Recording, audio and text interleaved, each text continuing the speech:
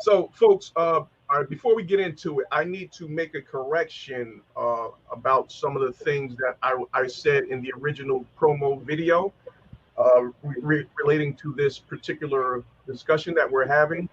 So, initially, my thought was always that the riots that took place in Newark, New Jersey, that's where most of these gentlemen grew up.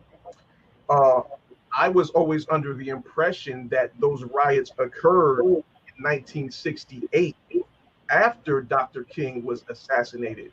But as Mr. Steele pointed out to me, no, that is not the case. The riots took place the year before, 1967. So when I went back and did my research on it, it says yes. So the riots happened in July of 1967 between the 12th and the 17th. So, Mr. Steele, I thank you for correcting me on that, because that was something that, for some reason, I always had embedded in my head that the riot took place after Dr. King's assassination, but that is not the case. So, and speaking on that, Mr. Steele, if you would, tell us about why those riots took place in the first place in 1967. Well, from my perspective, I was a sophomore in high school when those events happened, and it just seemed like the communities were being run by white policemen. It was white Italians were in control of everything at the time, and the people just were suffering, and they had suffered long enough. And the one incident that happened with the cab driver, Craig, I don't know if you remember, the cab driver and the Newark policeman that started the whole riot situation, Right. and it just escalated into just people just were fed up. They just had enough. Mm-hmm. But like I said, I was a sophomore in high school, and I was working in the Central Ward where it started. And when I went to my job the next day after the riot started on a Friday, when I went to my job that next Saturday to get paid, the building was gone. It was tore down. You couldn't even tell it was a store there. So it affected me because it affected my pocket first of all. Yeah, I lost a week's pay. Yeah. Okay. So then the riots just kind of spread out from there. It started in the Central Ward by the police precinct, and it just escalated. It went in every night. It would stop in the daytime.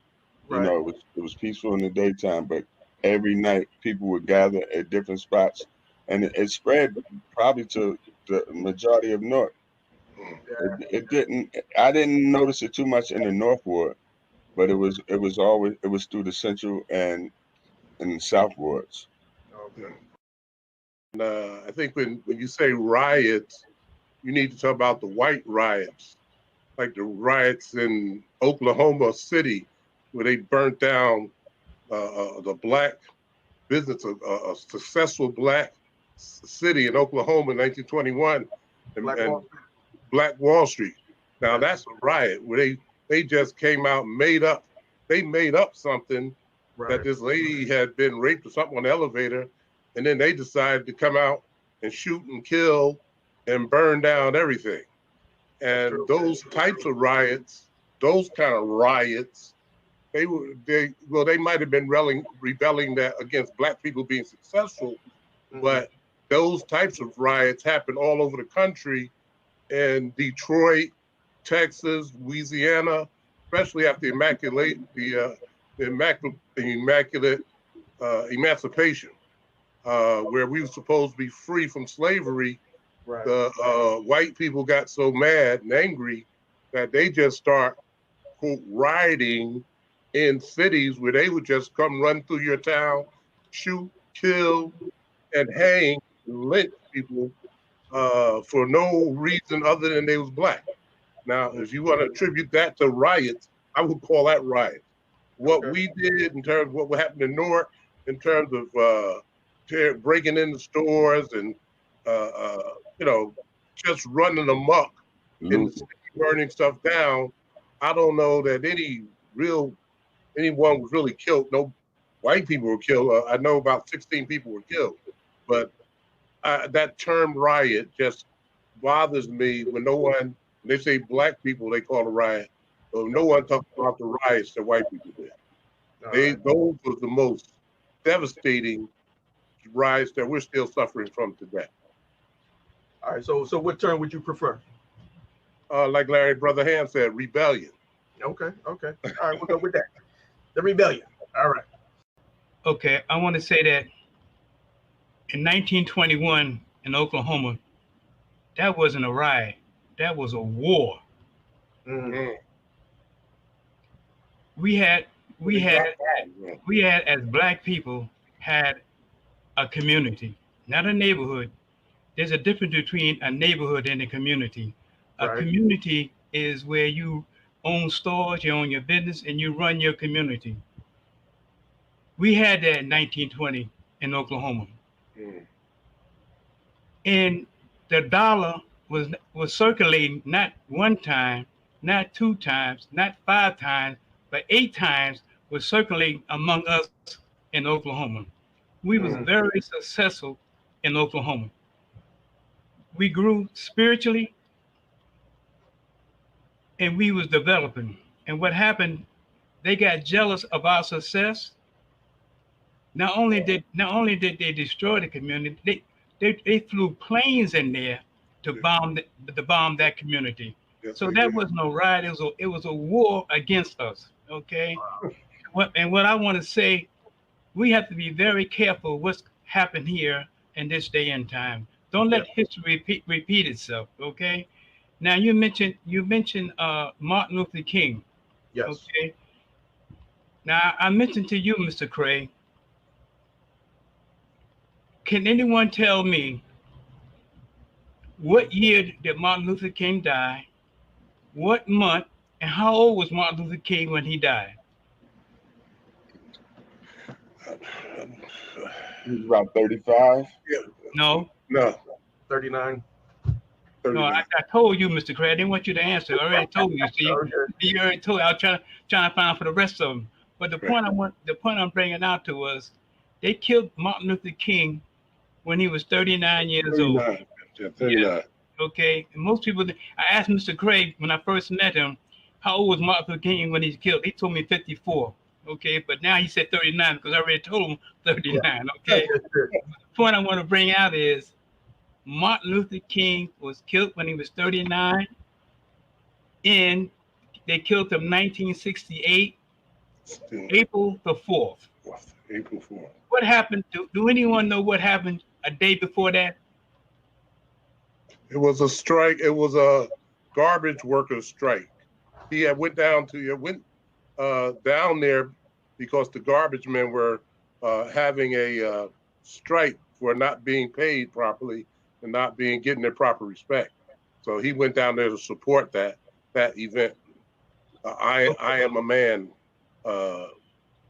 march. But I did have a thought, if you may. Yes. First of all, I don't want anyone to think that I was any way dismissing the great Dr. Martin Luther King Jr. in any way by saying I respected Malcolm X. It was later in years that I learned how intelligent and how much of a great man it takes to have a nonviolent strategy. Right. I mean, it's easy to get angry and pick up a gun, but it is even more difficult to not go with your emotions and come up with a strategy, a long-term strategy of civil rights advancement, such that your children's children can benefit from that. So I give all due respect to Dr. King for what he's done. What I wanted to say is, that historical context that was brought along by Mr. Muhammad, we should also acknowledge some of the people that led up to Dr. King, because Dr. King was even standing on the feet of some giants too.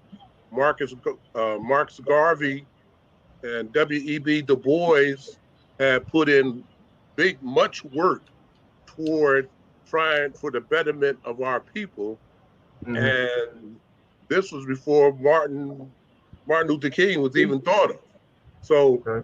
there's a continuity, if you will, of great leaders, of great African American leaders, or that came before Martin and after him to try to change this world for the better. And we should definitely, in terms of learning our history, we should study these great men too, especially W.E.B. Du Bois, another one of my favorites. I even like Paul Robeson, even though Paul Robeson wasn't really a politician per se, but he, to me, was one of the greatest human beings that ever lived on this planet, given his environment that he grew up in the 1920s and the 1930s, and all the achievements he made, being Phi Kappa Beta at Princeton University and going to the NFL, becoming a lawyer, and becoming one of the greatest singers, bass baritone singers in the world. So there's been a number of people that along the way, great leaders that set the stage, Harriet Tubman too, that set the stage for Martin. Sometimes when one person comes along, it has to be the right time for his Yes. message to be heard. That's A lot right. of times you could come along and have the most profound message of all. But if people aren't ready for it, it may not get through. Just like Elijah Muhammad. When Elijah Muhammad came through, some people weren't ready for what he had to say. But Mhm. but you have to let history define your time and respect that, because your time is your time. And so you really, if you're going to study history, you have to study the linear advancement of each person and how they got where they were. You got to Mhm. research the research. So if you want to read about Martin, fine. Dr. King, fine. You also got to read about W.E.B. Du Bois. You also got to read about Marcus Garvey. You also got to read about uh, all the other pieces to that puzzle. It's Right. in the humankind. There's so many pieces to the puzzle that make that happen. I like to say, when Barack Obama became president, it wasn't so much that he was a brilliant speaker or a brilliant person. He came just at the right time, where things had culminated to the boiling point where it was time for us to have our time, have our chance. And it was Okay. against someone that wasn't that great. So it happened, but there was a lot of things that happened to make it happen. That's all I Okay. say.